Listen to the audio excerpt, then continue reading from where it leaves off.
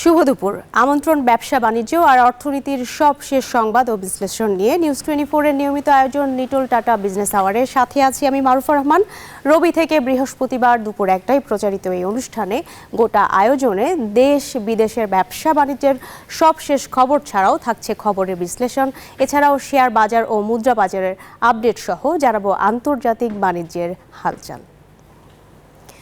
Metro রেলে যুক্ত হবে ঢাকার পার্শ্ববর্তী 5 জেলা, যা রাজধানীর সঙ্গে তৈরি করবে নিরবিচ্ছিন্ন যোগাযোগ। সড়ক পরিবহন ও মহাসড়ক বিভাগ বলছে 2030 সাল নাগাদ ঢাকার ভেতরের 5টি রুটের কাজ শেষ করেই শুরু হবে এই কর্মযজ্ঞ। যদিও এই উদ্যোগকে উচ্চাভিলাষী পরিকল্পনা বলছেন যোগাযোগ বিশ্লেষকরা। কমিউটার ট্রেন সচল না করে এমন উদ্যোগকে সমন্বয়হীনতা হিসেবে চিহ্নিত করছেন তারা। হাসান ওয়ালির প্রতিবেদন। তীব্র যানজটে নাকাল রাজধানীর প্রবেশদ্বার আমিনবাজার আব্দুল্লাহপুর যাত্রাবাড়ি। প্রতিদিন লাখো মানুষ যানজট সহ্য করেই ব্যবহার করছেন এসব সড়ক। দেশের যোগাযোগ ব্যবস্থার উন্নয়নে এবারে এই ভোগান্তি দূর করতে প্রকল্প হাতে নিয়েছে সরকার। ঢাকার পার্শ্ববর্তী নারায়ণগঞ্জ, মুন্সিগঞ্জ, মানিকগঞ্জ, নরসিংদী ও গাজীপুর এই 5 জেলা যুক্ত হবে মেট্রো রেলের মাধ্যমে। 2030 সাল নাগাদ 128 কিলোমিটারের মোট 6টি মেট্রো লাইন নির্মাণের পরিকল্পনা সরকারের, যেখানে থাকবে 51টি এলিভেটেড ও 53টি আন্ডারগ্রাউন্ড স্টেশন। সড়ক সচিব বলছেন 2030 সালের পর শুরু হবে 5 জেলাকে যুক্ত করার এই মেগা প্রকল্প। হেমেরপুর থেকে আপনার মানিকগঞ্জ এবং ভাটারা থেকে নরসিংদী, এটা হচ্ছে দীর্ঘমেয়াদী পরিকল্পনা। আগের 6টা এত টাকার মধ্যে হয়ে যাবে। এরপর মেট্রো 5 যেটা সাউদার্ন আছে, এটা আপনার শুরু হচ্ছে গাবতলী থেকে, যেটা এখান থেকে দাসের কান্দি। এবার মেট্রো 4 এটা যাবে আপনার নারায়ণগঞ্জ পর্যন্ত, আর মেট্রো 2 এটা যাবে আমাদের মদনপুর পর্যন্ত। তবে এই প্রকল্পের সম্ভাব্যতা ও প্রয়োজনীয়তা নিয়ে প্রশ্ন তুলছেন অনেক যোগাযোগ বিশেষজ্ঞ। বলছেন পার্শ্ববর্তী জেলাগুলোকে মেট্রো রেলের পরিবর্তে কমিউটার ট্রেন দিয়ে যুক্ত করাই যথার্থ। আমাদেরকে সমন্বিত পরিকল্পনা করতে হবে, কারণ মেট্রো যে আমাদের লাইনগুলি আছে এটা কিন্তু আমাদের কমলাপুরের সাথে যুক্ত হচ্ছে, বিমানবন্দরের সাথে যুক্ত হচ্ছে। মেট্রো দিয়ে অন্যান্য জেলার সাথে আন্তঃসংযোগ তৈরি না করে আমরা যদি মেট্রোর সাথে আমাদের ঢাকার মধ্যে যে আমাদের রেল স্টেশনগুলি আছে, জংশন পয়েন্ট যেগুলো আছে, সেখানে যদি যুক্ত করে বাকি পথটা যদি আমরা কমিউটার ট্রেন চালাতে পারি, সেটা কিন্তু টেকসই হবে। যদিও সমন্বয়হীনতার অভিযোগ মানতে নারাজ সড়ক বিভাগের এই কর্মকর্তা। কমিউটার ট্রেন দিয়ে সম্ভব না সকল যাত্রী পরিবহন করা, তো এটা বলার কোনো যৌক্তিকতা নেই যে কমিউটার থাকলে আবার মেট্রো কেন। সাম্প্রতিক এক জরিপ বলছে বছরে জিডিপির 2.5% ক্ষতি করছে যানজট। টাকার অঙ্কে যা প্রায় 87,000 কোটি। মেট্রো রেলের এক রুট চালুর পর থেকেই প্রায় 1.5% প্রবৃদ্ধি বেড়েছে। নাগরিকদের জীবনে নতুন গতি এনেছে বিরামহীন ছুটে চলা মেট্রো রেল, যা প্রতিদিনকার যানজটের দুশ্চিন্তা হটিয়ে স্বাচ্ছন্দ্য দিচ্ছে নগরবাসীকে। নির্ঝঞ্ঝাট এই যাত্রা আরও বিস্তৃত হোক, গোছানো হোক, প্রত্যাশা যাত্রীদের। হাসান ওয়ালি, নিউজ 24, ঢাকা।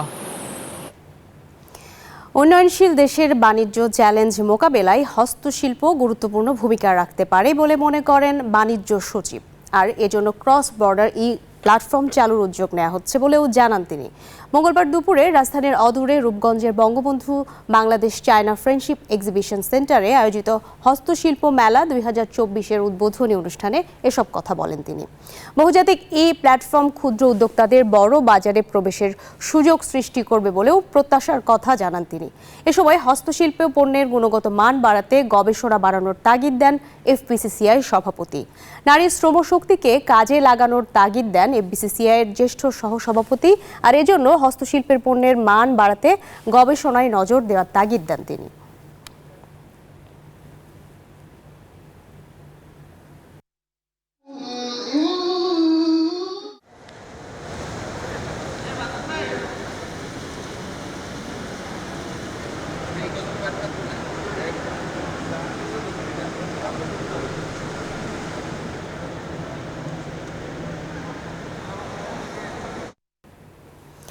দর্শক, এবারে আমাদের অনুষ্ঠানে আলোচনা পর্ব।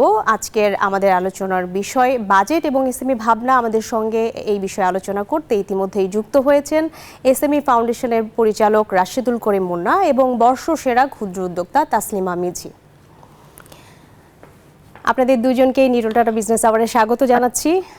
একটি বাজেট হয়ে গেল, এবং প্রথমে রাশেদুল করিম মুন্না আপনার কাছে যেতে চাই যে এই বাজেট এবং এসএমই যে খাত, এসএমই খাতে আসলে বাজেট পরবর্তী কেমন একটা প্রভাব আপনারা অনুভব করছেন বা কেমন সম্ভাবনার জায়গাটি দেখছেন, এসএমইদের জন্য কি ছিল। একই সাথে আরেকটি বিষয় আপনার সাথে আলোচনার জন্য রাখতে চাই, সেটি হচ্ছে আমাদের পার্শ্ববর্তী দেশগুলো বা প্রতিযোগী যে দেশগুলো তারা আসলে এসএমইদেরকে কি ধরনের পৃষ্ঠপোষকতা দেয়, কি রকম তাদের নীতিমালাগুলো।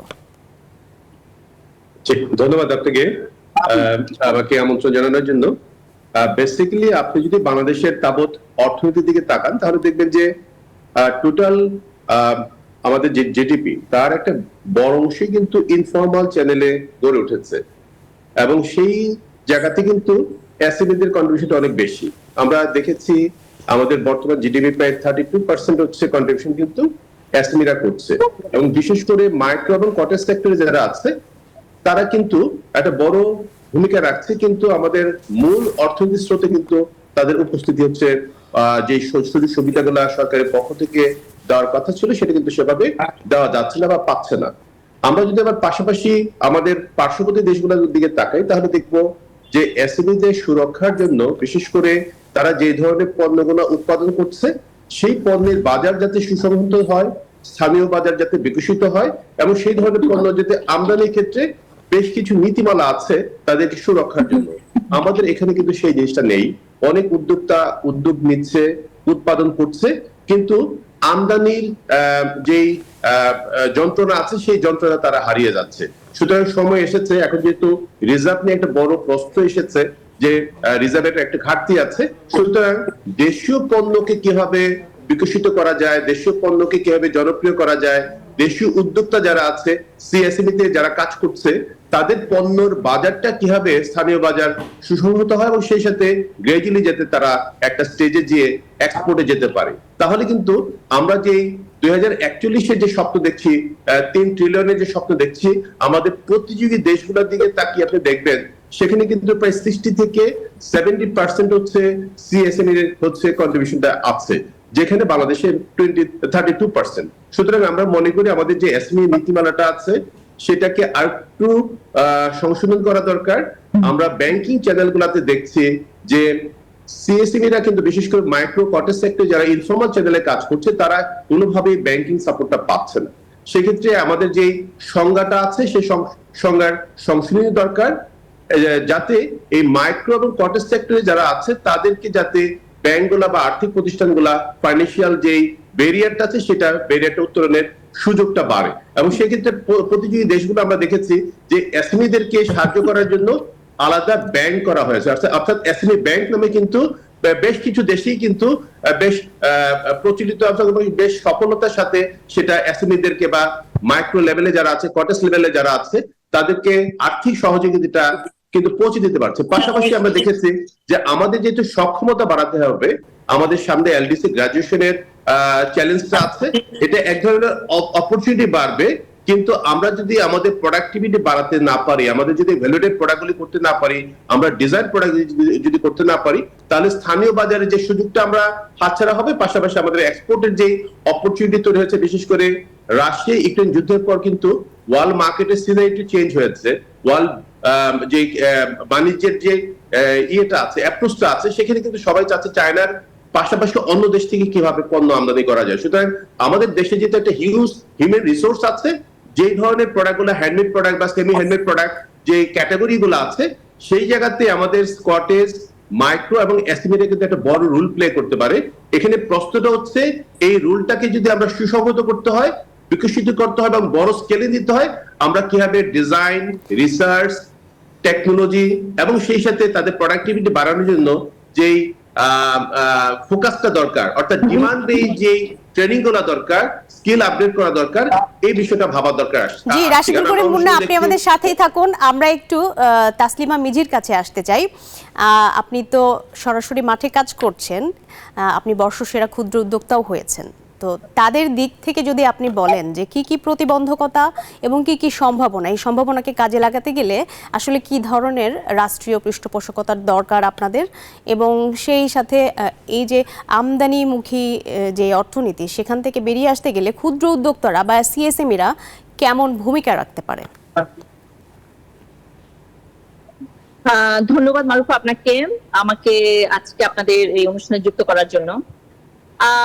আমার কাছে যদি আমি চ্যালেঞ্জের কথা বলি, সেটা আমার কাছে যেটা মনে হয় যে আমাদের উদ্যোক্তা বান্ধব যে পরিবেশটা, যে এটা একেবারে আমাদের সমাজের সর্বস্তরেই নেই। আর রাষ্ট্রীয়ভাবে আমার কাছে যেটা মনে হয় যে একটা অর্থনৈতিক অ্যাক্টিভিটির জন্য যে স্টেক হোল্ডাররা থাকে বা উদ্যোক্তাদের সাথে কাজ করার জন্য যেসব স্টেক হোল্ডাররা থাকে, আমার কাছে মনে হয় যে এটা ক্ষুদ্র উদ্যোক্তাদের জন্য আসলে সেরকম কোনো অনুকূল পরিবেশ নেই।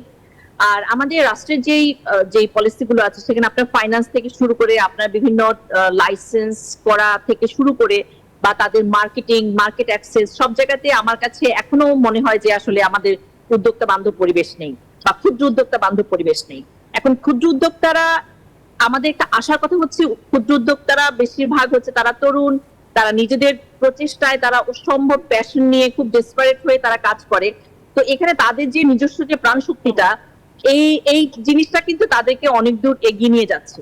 এখন আমাদের রাষ্ট্রের যেটা করতে হবে যে তারা তাদের যে স্কিল গুলো আছে, তাদের যে প্যাশন গুলো আছে, বা তারা যে জায়গা ফোকাস করতে চায়, এই জায়গাগুলোকে ধরে তারা যদি সেক্টর ওয়াইজ যদি কিছু পদক্ষেপ নেয়, তাদের জন্য ফাইন্যান্সিং এর ব্যবস্থা করা, তাদের ডিজাইন ডেভেলপমেন্টের ব্যবস্থা করা, তাদের মার্কেট অ্যাক্সেস, এটা দেশীয় বাজারে হোক বা আন্তর্জাতিক বাজারে হোক, দুই জায়গাতে তাদের মার্কেট অ্যাক্সেসের জন্য অনেক কিছু করার আছে।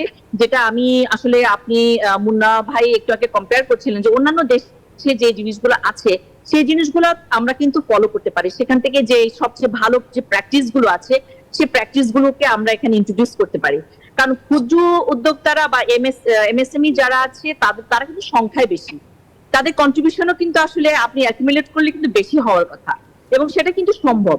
আমার মনে হয় এটা শুধু পলিসি এবং স্ট্র্যাটেজি এবং রাইট বাজেট অ্যালোকেশন এবং আমাদের যেই যারা ইমপ্লিমেন্টেশন করবে, যেসব মেশিনারিজ, আমাদের যারা স্টেক হোল্ডার যারা এটা ইমপ্লিমেন্টেশন করবে, তাদেরকে এটা একটা দায়বদ্ধতার মধ্যে নিয়ে আসা যে ইমপ্লিমেন্টেশনটা হচ্ছে কিনা এবং পলিসিগুলো, সঠিক পলিসিগুলো নেওয়া হচ্ছে কিনা।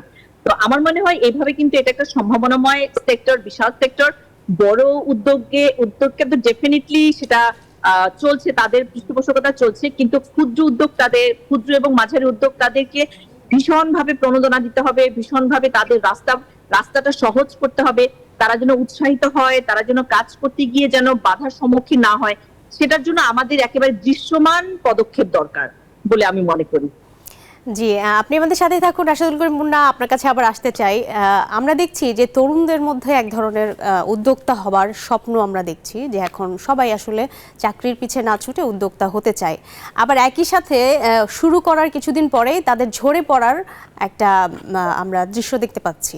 তো এই যে ঝরে পড়ার কারণ, আসলে সিএসএমই ফাউন্ডেশন বা যারা কাজ করে তারা আসলে এটা তুলে আনতে পেরেছে কিনা? জি, আপনাকে ধন্যবাদ আবারও। আমি আপনার সাথে পুরোপুরি একমত যে আমরা যখন উদ্যোক্তা হওয়ার চেষ্টা করেছি 90s-এ, তখন কিন্তু সেই ধরনের উৎসাহটা ছিল না। এখন কিন্তু বাংলাদেশের এক প্রান্ত থেকে আরেক প্রান্তের দিকে যদি তাকান, তাহলে দেখবেন অনেক তরুণ উদ্যোক্তা কিন্তু উদ্যোক্তা হওয়ার চেষ্টা করছে, স্বপ্ন দেখছে, এগিয়ে যাওয়ার চেষ্টা করছে। বাংলাদেশ এগিয়ে যাচ্ছে, এটাও সত্য। প্রশ্নটা হচ্ছে, এই যে একটা বড় অংশ যারা হচ্ছে ইনফর্মাল চ্যানেলে আছে, তাদেরকে সাপোর্ট দেওয়ার ক্ষেত্রটায় বাংলাদেশ ব্যাংকের কিছু পলিসি আছে, কিন্তু পলিসি ইমপ্লিমেন্টেশনে যারা আছে, আর্থিক প্রতিষ্ঠানগুলা বা ব্যাংকগুলা, তাদের কিন্তু সেই জায়গাতে পজিটিভ অ্যাটিটিউডটা নেই, যেটা 15-20 বছর ধরে বাংলাদেশ ব্যাংক চেষ্টা করছে, কিন্তু মাঠ পর্যায়ে কিন্তু তার পরিধিটা অনেক সীমিত। সুতরাং আমাদের দাবি থাকছে যে এই যে একটা সংজ্ঞার একটা বিভাজন আছে, যেটা এসএমই ফাউন্ডেশন শিল্প মন্ত্রণালয়কে প্রস্তাব দিয়েছে, যে এই এসএমই কেন্দ্রিক যে সংজ্ঞাটা আছে, সেক্ষেত্রে কিন্তু কর্টেস এবং মাইক্রো সেক্টরে যারা আছে তারা বেনিফিটটা পাচ্ছে না। এখানে একটা এই সংজ্ঞার একটা বিভাজন আনার দরকার। দ্বিতীয়ত হচ্ছে, এই ব্যাংকগুলো যখন মাঠ পর্যায়ে কাজ করতে চায়, তারা চিন্তা করে 1 কোটি টাকা বা 5 কোটি টাকা দেওয়ার জন্য যে ডকুমেন্টেশনের যে প্রসেসগুলো আছে, এটা তারা অনেক স্বাচ্ছন্দ্য বোধ করে, যেখানে 5 লক্ষ টাকা দিতে গেলেও কিন্তু তাদের একই ধরনের ডকুমেন্টেশনের ফরম্যালিটিস গুলো ফলো করতে হয়। সুতরাং এখানে আমরা প্রস্তাব রাখছি শিল্প মন্ত্রণালয়ের মাধ্যমে সরকারের কাছে, বাংলাদেশ ব্যাংকের কাছে, যে এই যে মাইক্রো সেক্টরে যারা আছে, তাদের কিন্তু এই কমপ্লায়েন্স মিট করার জন্য ডকুমেন্টেশন গুলো সেই পরিমাণ নেই, এবং যে কারণে কিন্তু তাদেরকে ফান্ডটা বা ব্যাংকগুলো হচ্ছে জবাবদিহিতার আলোকে যখন প্রশ্ন করা হচ্ছে তারা উত্তর দিচ্ছে তারা তো ডকুমেন্টেশন দিতে পারছে না, আমরা কিভাবে তাদেরকে লোন দিব, টাকা তো আমাদের। সুতরাং এই যে একটা বিভেদ গত 15-20 বছর ধরে শুনছি, এটা একটা সমাধান হওয়া দরকার। সেক্ষেত্রে আমি একটু আগে যেটা বলেছি যে এই মাইক্রো লেভেলে যারা ইনফর্মাল চ্যানেলে আছে তাদের ডকুমেন্টেশনের ক্ষেত্রেও একটা ভীতি আছে। তারা যখন হচ্ছে ডকুমেন্টেশনের জন্য যায়, ট্রেড লাইসেন্সের জন্য যায়, 3 নম্বরের জন্য যায়, ভ্যাট লাইসেন্সের জন্য যায়, বড়দের জন্য যেভাবে ট্রিট করা হয় ছোটদের জন্য সেটা একই ধরনের ট্রিট করা হয়। সুতরাং এখানে কিন্তু আমরা একটা প্রস্তাব রাখছি যে অন্তত স্টার্টআপ যারা আছে, নতুন উদ্যোক্তারা যারা আছে, মাইক্রো লেভেলে যারা আছে, তাদেরকে অন্তত 5 বছর থেকে 7 বছর একটা স্পেশাল ক্যাটাগরি করা হোক এবং সেই ক্যাটাগরিকে একটা যে ভীতিটা আছে, ভীতির ব্যারিয়ারটা যে উত্তরণের একটা সুযোগ পায়, তাদের যেই ভ্যাটের চার্জ আছে, ট্যাক্সের চার্জ আছে, ট্রেড লাইসেন্সের চার্জ আছে, এটাকে যাতে সহনীয় মাত্রায় আনা হয়, তাহলে কিন্তু আগামী 5 থেকে 7 বছর পর তারা সফল হবে এবং তারা কিন্তু কমপ্লায়েন্সের ডকুমেন্টেশনের পুরো প্রসেসটাতে তারা মিট করবে, ফিট হবে এবং তারা গ্রাজুয়ালি কিন্তু তাদের অবস্থানের কারণে একসময় আর্থিক প্রতিষ্ঠানগুলো বেনিফিটেড হবে এবং সরকারও বেনিফিটেড হবে। কারণ আমরা কর নেটের কথা বলছি, কর নেটটা না বাড়াতে পারলে কিন্তু সরকারের যে মূল উদ্দেশ্য সেটা ত্বরান্বিত হবে না। সুতরাং সেই জায়গাতেও তারা কিন্তু এক ধরনের, আমি বলবো যে ইনভেস্টমেন্ট, যাতে এই মাইক্রো বা কটেজ লেভেলে যারা আছে তারা তাদের সক্ষমতা যাতে বৃদ্ধি পায়। এবং আমি যেটা প্রথমে বলেছি যে এসএ ফাউন্ডেশন কাজ করছে নতুন নতুন উদ্যোক্তাকে কি ধরনের ডিমান্ড বেস ট্রেনিং দেওয়া যায়, তাদেরকে কি ধরনের ডিজাইন সাপোর্ট দেওয়া যায়, তাদের মার্কেট লিঙ্কেজটা কিভাবে করা যায়। কিন্তু এই যে আমি যেটা বলছি 32% জিডিপি কন্ট্রিবিউশন, সেই পরিমাণ যে ফান্ডটা থাকা দরকার, এসএ ফাউন্ডেশন বছরে মাত্র 20 থেকে 25 কোটি টাকার দিয়ে ক্যাপিটাল নিয়ে কিন্তু কাজ করছে। বা আমাদের যে লোনের জন্য সরকার আমাদেরকে 300 কোটি টাকা দিয়েছে, টোটাল যে ডিমান্ডটা আছে সেই ডিমান্ডের তুলনায় কিন্তু খুব কম। আমরা কিন্তু শিল্প মন্ত্রণালয়ের মাধ্যমে দাবি জানাচ্ছি বারবার গত কয়েক বছর ধরে যে এই পরিমাণটা বাড়ানো হোক, যাতে আমাদের এই যে মাইক্রো লেভেলে যারা কাজ করছে, ডিস্ট্রিক্ট লেভেলে যারা কাজ করছে বা যারা হচ্ছে ক্লাস্টার লেভেলে কাজ করছে, তাদেরকে সত্যিকার অর্থেই সাহায্য করার জন্য যে ব্যারিয়ারটা রয়ে গেছে, সেই ব্যারিয়ারটার উত্তরণের জন্য ফাইন্যান্সিয়াল সাপোর্ট এবং সক্ষমতার বাড়ানো ছাড়া কিন্তু কোনো উপায় নেই। এবং এই কাজের পরিধিটা বাড়ানো ছাড়া কোনো উপায় নেই। আমরা আবারও একটু তাসলিমা মিজির কাছে যেতে চাই। রাশেদুল করিম মুন্না যেই কথাগুলো বলছিল, যে আপনিও বলেছেন যে ডিজাইন বলেন বা অন্যান্য যে পৃষ্ঠপোষকতাগুলো, নথিপত্রের সহজীকরণ, আমার আরেকটি প্রশ্ন আছে তাসলিমা মিজি আপনার কাছে, যে আসলে আমরা বলি যে আমাদের লোকবল অনেক, আমাদের এখানে শ্রম সবচেয়ে সস্তা, কিন্তু এই শ্রম সস্তা হওয়ার পরেও এটার আসলে আউটপুটটা আপনারা কেমন পান? দক্ষ কর্মী আসলে কতখানি তৈরি হচ্ছে, বা পেশা ছেড়ে চলে যাচ্ছে কিনা যারা আগের কারিগর ছিল, বা আরো নতুন দক্ষ কারিগর তুলতে, বিশ্বমানের আন্তর্জাতিক মানের ডিজাইনের কথা যদি বলেন, গুণগত মানের কথা বলেন, সেখানে আসলে কি সম্ভাবনা বা কি আসলে পৃষ্ঠপোষকতা দরকার আপনাদের? আপনি খুব গুরুত্বপূর্ণ একটা বিষয় নিয়ে আপনি আমাকে কথা বলার সুযোগ দিয়েছেন। ডিজাইনটা একটা খুব গুরুত্বপূর্ণ বিষয়, বিশেষ করে আমাদের যে এলডিসি গ্রাজুয়েশনের পরে কিন্তু আমাদের বিশাল একটা চ্যালেঞ্জিং সময় আসবে। আমরা আমাদের ডিজাইন নিয়ে, আমাদের নিজস্ব আইডেন্টিটি নিয়ে কিন্তু আমাদের গ্লোবাল মার্কেটে কম্পিট করতে হবে। এটা একটা খুবই গুরুত্ব রয়েছে। আর দক্ষ জনবল নিয়ে যে আপনি যে কথা বললেন, এবং সস্তা বা আমাদের যে লেবার যে সস্তা এবং অনেক বেশি আছে, এটা নিয়ে আসলে আমার কাছে মনে হয় কিছু ক্লারিফিকেশন দরকার। আমরা মনে করি যে আমাদের ওয়ার্কারদেরকে আমরা কম বেতন দিচ্ছি বা এখানে ওয়েজেসটা তাদের কম, কিন্তু আলটিমেটলি আমরা যখন প্রোডাকশন এফিসিয়েন্সির কথা বলি, বা যে যতগুলো আমাদের পার আওয়ার বা আপনার নির্দিষ্ট সময়ের মধ্যে আপনার যে পরিমাণ আমাদের প্রোডাকশন আউটপুট হওয়ার কথা, সেটা কিন্তু আমাদের হচ্ছে না, কারণ আমাদের দক্ষতাটা আসলে খুব কম। এবং আমরা কিন্তু এই ফর্মুলাগুলো জানি না যে কিভাবে আসলে একটা প্রোডাকশনের এফিসিয়েন্সি বাড়ানো যায়, একটা অল্প সময়ের মধ্যে একটা গুণগত মান বজায় রেখে আমরা কিভাবে সংখ্যাগত প্রোডাকশনের সাইজটা বাড়াতে পারি। এখানে কিন্তু আমরা অনেক পিছিয়ে আছি। চায়না থেকে তো পিছিয়ে আছি, আমরা ইন্ডিয়া থেকেও পিছিয়ে আছি, ভিয়েতনাম থেকে পিছিয়ে আছি। তো আমাদের এখানে যে ক্ষুদ্র মাঝারি উদ্যোক্তারা আছেন, তাদের মধ্যে এই যে হ্যান্ডিক্রাফট নিয়ে তো আপনি ফোকাস করছেন, আমি নিজেও কিন্তু আসলে হস্তশিল্পের ব্যাকগ্রাউন্ড থেকে আমি আছি। তো আমি খুবই একটা ডিফারেন্স দেখতে পাই যে ভিয়েতনামের সাথে আমাদের যে কম্পিটিশনটা, এটা কিন্তু আসলে মানে অনেক বেশি মারাত্মক ডিফারেন্স। তারা কিন্তু যখন এফিসিয়েন্সিটা তাদের যখন বেশি থাকে, তখন কিন্তু তারা সহজেই ইন্টারন্যাশনাল মার্কেটে আমাদের চাইতে ওরা অনেক চিপার রেটে তারা কিন্তু প্রোডাক্টটাকে পোর্ট করতে পারে, কিন্তু আমরা সেটা পারি না। তো তাহলে কি এন্ড অফ দ্য ডে কিন্তু আমরা পিছিয়ে যাচ্ছি এবং এটা সস্তা শ্রম থাকছে না। তো আমাদের এই শ্রমবাজারের দক্ষতা বৃদ্ধি নিয়েও কিন্তু আমাদের কাজ করতে হবে, পলিসিতে এটার একটা এটা নিয়ে আমাদের প্ল্যান থাকতে হবে এবং এটাকে আমাদের খুব কেয়ারফুলি আমাদেরকে এটা ইমপ্লিমেন্ট করতে হবে বলে আমি মনে করি। রাশেদুল করিম মুন্না, আপনার কাছে একই ইস্যুতে আসতে চাই যে আমাদের এই যে এত বড় শ্রমবাজার, আমাদের এত জনবল, কিন্তু দক্ষ জনবল তৈরির ক্ষেত্রে আসলে আমরা এখন কতখানি এগোচ্ছি বা এগোতে পেরেছি? আমি মনে করব যে এখন পর্যন্ত রাষ্ট্রীয় পৃষ্ঠপোষকতায় সেই ধরনের উদ্যোগ কিন্তু নেওয়া হয়নি। কিছু কিছু উদ্যোগ নেওয়া হয়েছে, কিন্তু এখন সময় এসেছে যে আমরা 80 দশক থেকে এই গার্মেন্টস ইন্ডাস্ট্রি আসে এবং তার পরবর্তীকালে আরো কিছু ইন্ডাস্ট্রি কিন্তু তৈরি হচ্ছে বা গড়ে উঠেছে। এই পুরো প্রক্রিয়াটা কিন্তু হচ্ছে নিজস্ব উদ্যোগে হয়েছে, অর্থাৎ যারা যারা উদ্যোগ দিয়েছে, উদ্যোক্তা কেন্দ্রিক হচ্ছে এই স্কিল ডেভেলপমেন্টের প্রক্রিয়াটা ছিল।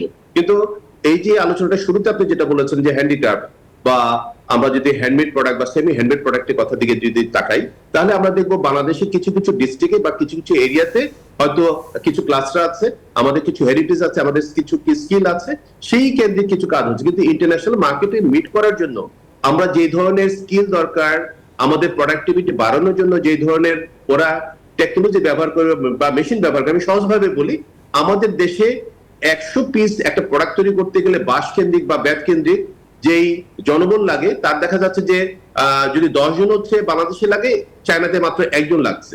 কারণটা কি? তারা পুরো প্রসেসটা মেশিনে করছে, ফাইনাল পার্টটা হচ্ছে তারা হ্যান্ডমেড অ্যাপ্রোচে যাচ্ছে। সুতরাং এই যে হ্যান্ডমেড প্রোডাক্ট বা সেমি হ্যান্ডমেড প্রোডাক্ট বা আমরা যদি বোঝার সুবিধার্থে হ্যান্ডিক্রাফটকে বোঝাই, তাহলে অনেক কাজে কিন্তু আমাদের প্রতিযোগী দেশগুলো হচ্ছে পুরো প্রসেসটার মধ্যে মেশিন ব্যবহার করে অল্প কিছু মানুষ ব্যবহার করছে, যেই কাজগুলো মেশিনে সম্ভব না। সুতরাং সেই সাথে আবার মার্কেটের যে ডিমান্ড আছে, ইন্টারন্যাশনাল মার্কেটের ডিমান্ড বা ডোমেস্টিক মার্কেটের ডিমান্ড অনুযায়ী তারা ডিজাইনকে ফোকাস করছে, তারা রিসার্চকে ফোকাস করছে।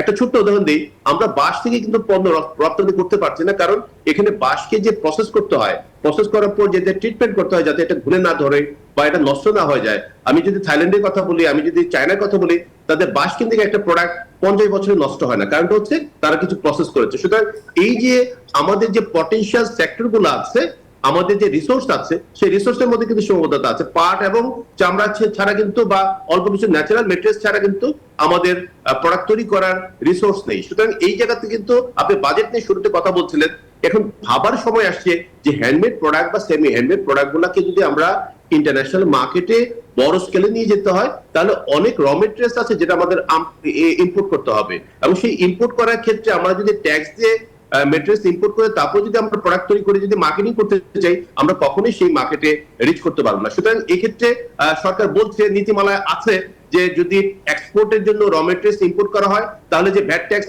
ফেরত পাওয়া যাবে, কিন্তু বাস্তবতা কিন্তু সেটা না। সুতরাং মাননীয় প্রধানমন্ত্রী বলেছেন যে গার্মেন্টস সেক্টরকে যেভাবে সাহায্য করা হয়েছে অন্যান্য সেক্টরকে সেভাবে দেওয়া হবে। সুতরাং এখানে বাজেটে আমরা দাবি রাখছি যে এই জিনিসটা কিন্তু বাজেটে আসেনি, যে এই ধরনের ইন্ডাস্ট্রি যাতে গড়ে ওঠার জন্য যে র মেটেরিয়ালস বা অ্যাক্সেসরিজ গুলো যেগুলো ইম্পোর্ট করা হবে, সেটা কিভাবে আরো সহজভাবে ট্যাক্স ভ্যাটের বেনিফিটটা পেতে পারে। সুতরাং এই পাওয়ার যে প্রসেসটা, এটা আমলাতান্ত্রিক না হয়ে এটা যদি বাস্তবমুখী হয়, সহজীকরণ করা যায়, তাহলে কিন্তু অনেক উদ্যোক্তা আছে যারা এই র মেটেরিয়ালস গুলো ইম্পোর্ট করে ডিজাইন বেস প্রোডাক্ট তৈরি করে কাজ করে এক্সপোর্টে যেতে পারবে। সুতরাং এটি কিন্তু একটা বড় ব্যারিয়ার হিসেবে আমাদের কাজ করছে, এবং এই কারণে কিন্তু হ্যান্ডমেড প্রোডাক্ট বা সেমি হ্যান্ডমেড প্রোডাক্ট বা হ্যান্ডিক্রাফট আমরা কিন্তু বড় স্কেলে যেতে পারছি না, কারণ আমরা গুটি কয়েক র মেটেরিয়ালস উপর নির্ভর করছি, এবং প্রান্তিক পর্যায়ে কিন্তু তাদের সেই ভলিউমে ইম্পোর্ট করারও কিন্তু সুযোগটা নেই। সুতরাং এখন চিন্তা করতে হবে কিভাবে একটু ইনোভেটিভ ওয়েতে, ক্রিয়েটিভ ওয়েতে এনবিআর তার যে অ্যাপ্রোচ গুলো আছে সেটাকে কার্যকরী ভাবে উদ্যোক্তাদের কাছে নিয়ে যেতে পারে। এবং সেই ক্ষেত্রে আমি মনে করি যে আমাদের যে কথাটা আমার আরেকজন বক্তা বলছেন যে আমাদেরকে খুব সিরিয়াসলি ভাবতে হবে যে ডিজাইনে আমাদের একটা বড় ঘাটতি আছে, আমাদের সেন্সই নেই। আমরা অনেকে কাজ করছি, কিন্তু আমরা কিভাবে ইনোভেটিভ প্রোডাক্ট বা ক্রিয়েটিভ প্রোডাক্ট করতে পারবো এবং সেখানে মানসম্পন্ন করার ক্ষেত্রে যে কোয়ালিটির বিষয়টা যুক্ত আছে, সেই জায়গাতে যুক্ত হচ্ছে আমরা টেকনোলজির বিষয়টা, সেই জায়গাতে যুক্ত হচ্ছে আমাদের ফাইন্যান্সটা, সেই জায়গাতে যুক্ত হচ্ছে আমরা মার্কেটিংটা ডোমেস্টিক মার্কেট বা ইন্টারন্যাশনাল মার্কেটকে ফোকাস করে করবো। সুতরাং এখন চিন্তা করতে হবে sector wise, jute base, leather base, plastic base, recycling product base, natural fibre base, প্রত্যেকটা ক্যাটাগরি ওয়াইজ যদি হচ্ছে আমরা ফোকাস করে একটা কম্প্রিহেনসিভ পলিসি সাপোর্ট সরকারের কাছে পেতে পারি, তাহলে কিন্তু আমি বিশ্বাস করি যে অনেক উদ্যোক্তা, যেটা আপনি শুরুতে বলছিলেন, অনেক উদ্যোক্তা বাংলাদেশে উদ্যোক্তা হওয়ার স্বপ্ন দেখছে, সেই স্বপ্নটা আসলে ত্বরান্বিত হবে এবং অ্যাকচুয়ালি সে যে স্বপ্নটা দেখা হচ্ছে সেই স্বপ্নটার বাস্তবায়নের যাত্রাটা অনেক বেশি আমি বলবো যে মজবুত হওয়ার সুযোগটা বাড়বে। সুতরাং সামগ্রিকভাবে আমরা সরকারের কাছে তো আমরা সরকার বিজনেসটা তো করবে, উদ্যোক্তাই করবে, ব্যবসায়ীরা করবে, কিন্তু সহায়তা বা নীতি সহায়তার জায়গাতে যেই কথাগুলি আমি টাচ করে গেলাম, এটা আসলে ভাবনার সময় আসছে যে ট্রেডিশনাল মেথডে বাজেট ঘোষণা না করে যদি একটু ইনোভেটিভ ওয়েতে আগামী দিনের অর্থনীতিকে, আগামী দিনের এলডিসি গ্রাজুয়েশনকে উত্তরণের জন্য মাথায় রেখে যদি এখানে থোক বরাদ্দগুলি রাখা যেত। আমি উদাহরণ দিচ্ছি আবারও, রিসার্চের ক্ষেত্রে, প্রোডাক্ট ডেভেলপমেন্টের ক্ষেত্রে, আমরা ডিমান্ড বেস স্কিল ডেভেলপমেন্টের ক্ষেত্রে, এবং সেটা যারা উদ্যোক্তা আছে, আমরা অনেক সময় দেখেছি অনেক মন্ত্রণালয়, অনেক প্রতিষ্ঠান অনেক ধরনের ট্রেনিং দিচ্ছে যেটা আসলে কোনো কাজ করছে না।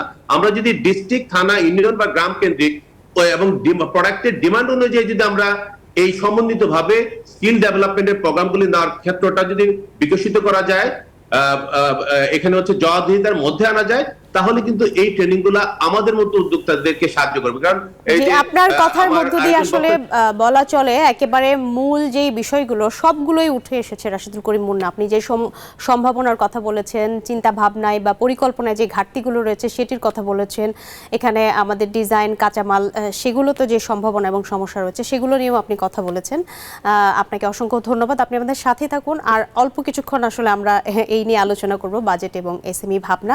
তাসনিমা মির্জা, আপনার কাছে আমার সবশেষ প্রশ্ন, রাশিদুল করিম মুন্না যে এরকমটি বলছিল নিশ্চয়ই আপনি সেগুলোর সাথে একমত, কিন্তু তারপরও এখন আসলে কিভাবে মুভ করলে বা এখন করণীয়টা আসলে কি, যে আমাদের যেই কাঁচামালগুলো আছে সেগুলোকে যে কাজে লাগিয়ে রপ্তানির যে বড় বাজার এবং বড় সম্ভাবনা সেটাকে আসলে ত্বরান্বিত করতে গেলে আপনাদের দিক থেকে আসলে কি করণীয় আছে?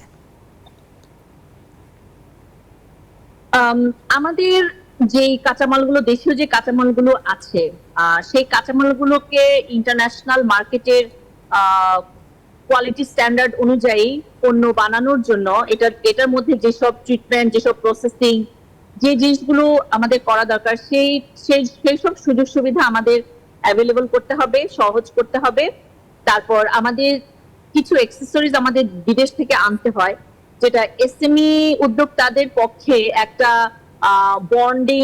বন্ড লাইসেন্স করে, একটা বন্ডেড ওয়্যারহাউস করে সেটা কিন্তু ইম্পোর্ট করা সম্ভব না। তো এখানে একটা ক্লাস্টার বেসড অথবা যে কোনো ভাবে হোক, এটা আমাদের বিশেষজ্ঞ মতামত নিয়ে একটা রিসার্চের মাধ্যমে এটা করা যেতে পারে, যে এটা ফাইন্ড আউট করতে হবে যে কিভাবে আমরা ডিউটি ফ্রি অ্যাক্সেস পেতে পারি আমাদের ম্যাটেরিয়াল ইম্পোর্টের ক্ষেত্রে। কারণ আমরা যখন একটা ডিটি পে করে যখন আমরা আমরা প্রোডাক্টটা বানাবো, তখন দেখে আমাদের একটা প্রাইস বেড়ে যায়, তখন আমরা ইন্টারন্যাশনাল মার্কেটে আমাদের কম্পিটিশনে কিন্তু আমরা পিছিয়ে পড়ি। তো এটা অত্যন্ত জরুরি। আর প্রচুর পরিমাণ আমাদের ইনোভেশন করতে হবে, প্রচুর রিসার্চ করতে হবে। আমাদের যে ম্যাটেরিয়াল গুলো আছে, আমাদের জুট থেকে শুরু করে বিভিন্ন যে ন্যাচারাল যে ফাইবার গুলো আছে, আমাদের লেদার আছে, এটাকে কিভাবে পরিবেশ বান্ধব ভাবে, মানে ইন্টারন্যাশনাল তো আমাদের কিছু স্ট্যান্ডার্ড আছে, এই জিনিসগুলো তো আমাদের কাছে এখন ওপেন, আমরা জানি আমাদের কি কি লাগবে, কি সার্টিফিকেট লাগবে, কি কমপ্লায়েন্স লাগবে। তো আমরা সেই অনুযায়ী যদি আমরা আমাদের ইনফ্রাস্ট্রাকচারটাকে আমরা যদি গুছাই, আমাদের ইটিপিটাকে আমাদের ঠিক করতে হবে। লেদার সেক্টর ইটিপি আমাদের জন্য একটা বিশাল একটা হেডেক। আমাদের এই হেডেক আমাদের এটা আর রেখে দেওয়ার মতো আমরা পোষাতে পারছি না, কারণ লেদার ইন্ডাস্ট্রি, এটা আমরা সকলেই জানি এটা কতটা পটেনশিয়াল। তারপর আমরা দেখতে পাচ্ছি যে একটা একটু করে আমাদের বাংলাদেশ ডোমেস্টিক মার্কেটে একটা বিশাল একটা লেদার ইন্ডাস্ট্রি গড়ে উঠছে, এখানে প্রচুর উদ্যোক্তা কাজ করছে। আমি আমার সহকর্মীদেরকে দেখি তারা কত কষ্ট করে, তারা কতটা ড্রিম নিয়ে তারা কাজ করছে।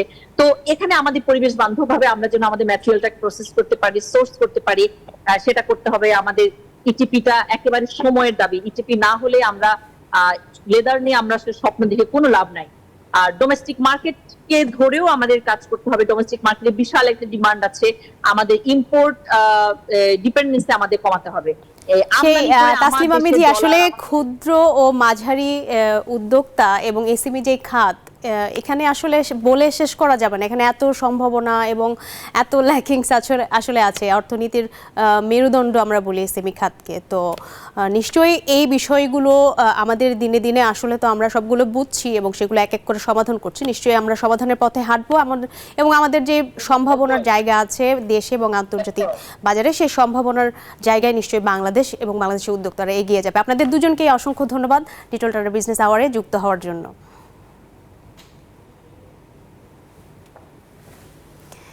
দর্শক, ডিজিটাল টাটা বিজনেস আওয়ারে আমাদের সঙ্গে যুক্ত ছিলেন এতক্ষণ বাজেট ভাবনায় এবং এসএমই খাত নিয়ে নিজেদের অবস্থান জানাতে এবং এসএমই খাতের সার্বিক অবস্থা নিয়ে কথা বলছিলেন এসএমই ফাউন্ডেশনের পরিচালক এবং এই বছরের বর্ষসেরা ক্ষুদ্র উদ্যোক্তা। ডিজিটাল টাটা বিজনেস আওয়ারে সময় হলো একটা বিরতির। ফিরছি শেয়ার বাজার আপডেট এবং ব্যবসা বাণিজ্যের অন্যান্য খবর নিয়ে।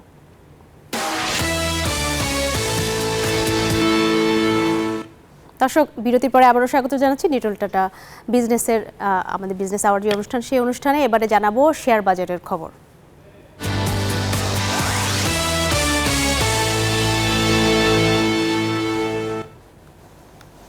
দর্শক, পুঁজিবাজারে আজকে ঢাকা স্টক এক্সচেঞ্জের যে ওয়েবসাইট সেটি অনুযায়ী আজকে আমরা দেখছি সবগুলো সূচকের ঊর্ধ্বমুখী এবং আমরা দেখছি ডিএসসিএক্সে 43 পয়েন্ট বেড়ে দাম শেয়ার বেড়েছে ৫,২৮৪ এবং ডিএসসিএসে আমরা দেখছি 13 পয়েন্ট সূচক বেড়েছে এবং ১,১৩০ কোটি এবং এরপরে আমরা দেখছি ডিএসসি 30 সেখানে আমরা দেখছি 21 পয়েন্ট বেড়ে ১,১৯২ দাম বেড়েছে এবং সেই সাথে আমরা যদি বলি যে সর্বমোট যেই লেনদেন সেখানে আমরা দেখছি ৪,৩১৬ এবং 16 পয়েন্ট এবং দাম বেড়েছে ২০৮টির এবং দাম কমেছে ১18টির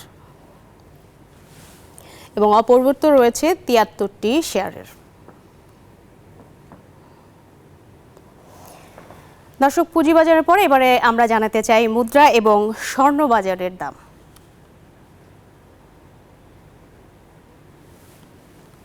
দর্শক, আমরা মুদ্রার বিনিময় মূল্যে আমরা দেখছি মার্কিন ডলারের দাম বেড়ে হয়েছে, বিক্রয় মূল্য রয়েছে ১১৮ এবং ক্রয় মূল্য ১১৭।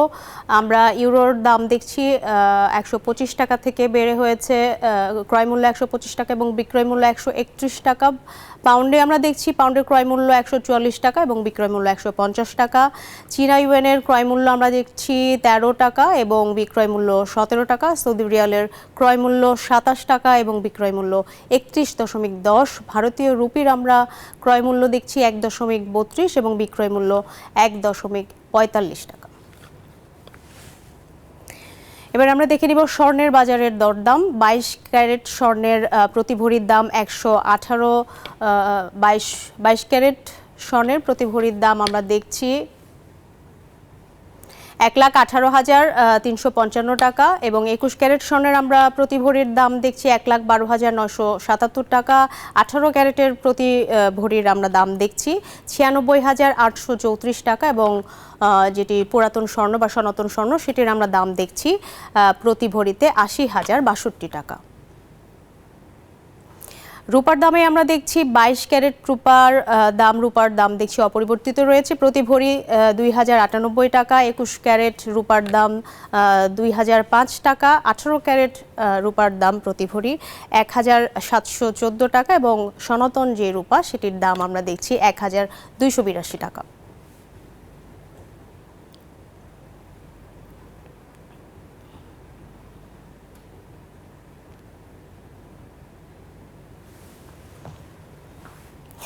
দর্শক, আমরা জানাচ্ছিলাম পুঁজিবাজারে স্বর্ণ, রূপা এবং ডলারের দাম। এই মুহূর্তে আমরা ডিজিটাল টাটা বিজনেস আওয়ারে একটি বিরতি নিচ্ছি। এতক্ষণ সাথে থাকার জন্য ধন্যবাদ। বিরতির পরে আসছে বিজনেসের আরও অন্যান্য খবর। দর্শক, আবারও স্বাগত জানাচ্ছি ডিজিটাল টাটা বিজনেস আওয়ারে। দর্শক, এবারে জনপদ ও শিল্প বাণিজ্যের খবর জানাবো।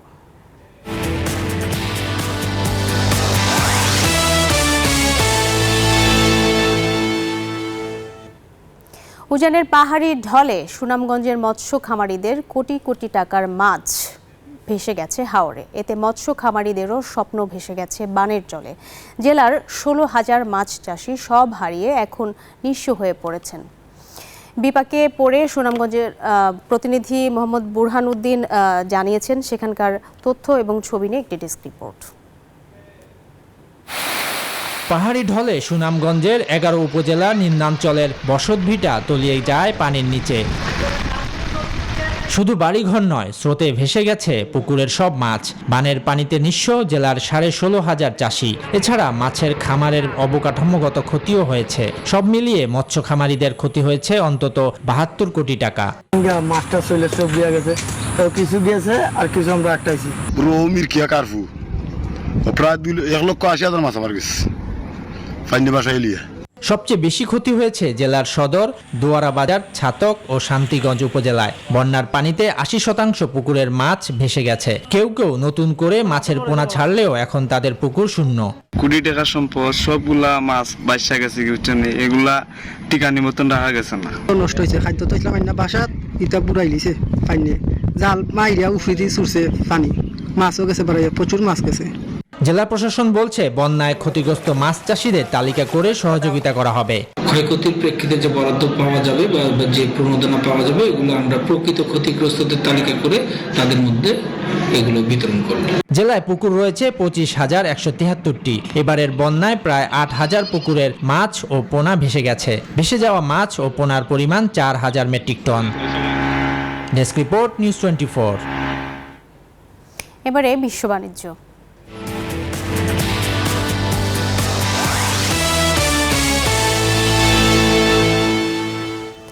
চলতি বছরের মে মাসে যুক্তরাজ্যের সরকারি ঋণের পরিমাণ করোনা মহামারীর সময়কেও ছাড়িয়ে গেছে।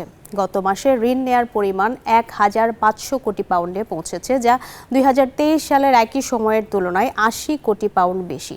এমন খবর দিয়েছে বিবিসি। উচ্চ ঋণ নেয়ার এই প্রবণতা ভবিষ্যতের সমস্যা সমাধানের পথকে আরও জটিল করে তুলবে বলে মনে করা হচ্ছে। মূল্যস্ফীতি মোকাবেলায় ব্যাংক অব ইংল্যান্ড সুদ হার বাড়িয়েছে। এতে সরকারের পক্ষে এই ঋণ পরিশোধ করা আরও কঠিন হয়ে পড়ছে। এই ছিল